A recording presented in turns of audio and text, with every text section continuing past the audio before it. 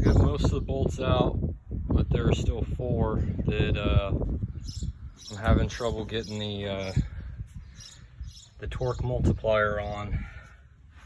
There's 2 back in there underneath those hoses, and then 2 tight up in there. I actually had to make this extension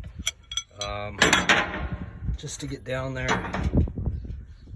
and put a big cheater bar on here and actually bent this. So I'm gonna try to get Ralph's help tomorrow and get some pipe wrenches, 1 on each side, make a T out of it so you can turn one way and I'll turn the other way and hopefully break these, the last 4. So I got the motor out. This was all packed with grease.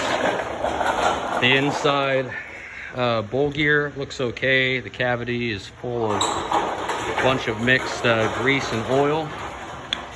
And there's 2 seals here, and this thing's been into before because I could see somebody's silicone wedged out. So it looked like some of this was soft in here, like maybe it could have been leaking there. But then I noticed this lip seal. I'll have to check the manual, but as you could see, the spring is here.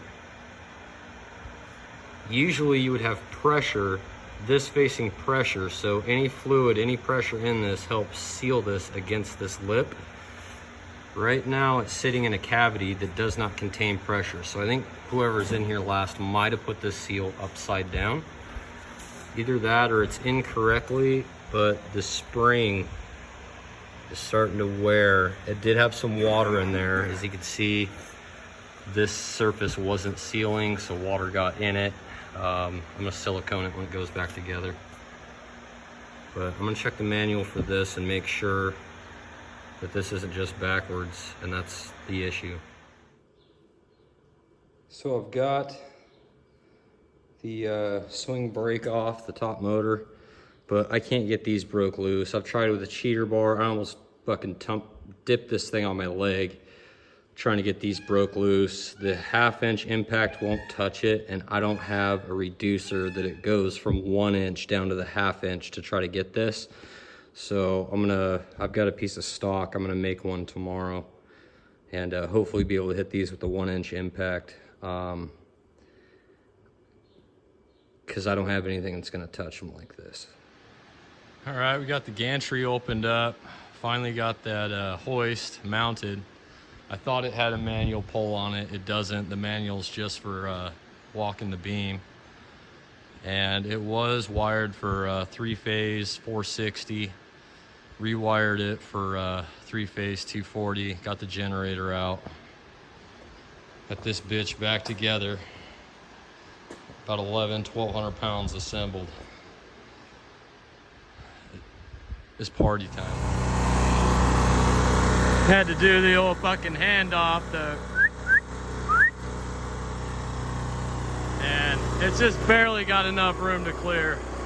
That's sucked up all the way. Watch your fingers.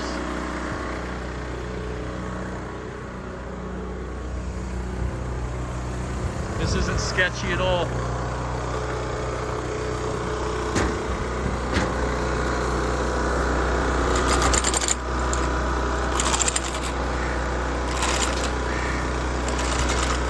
Come on, you big bitch.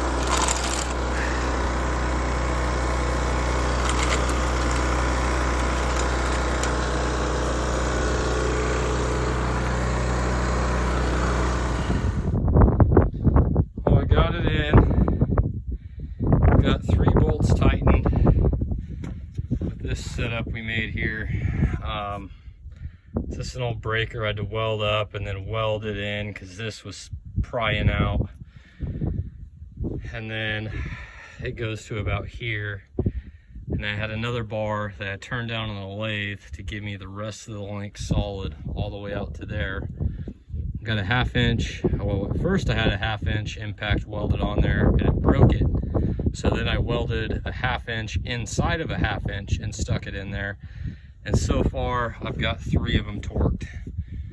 I can, because of this and how high it needs to be and where it needs to be, I can only get maybe a third of a turn out of it from here over to the corner. And I've got to pick it up, reset the socket on the nut so I can continue to turn. So it's taken forever.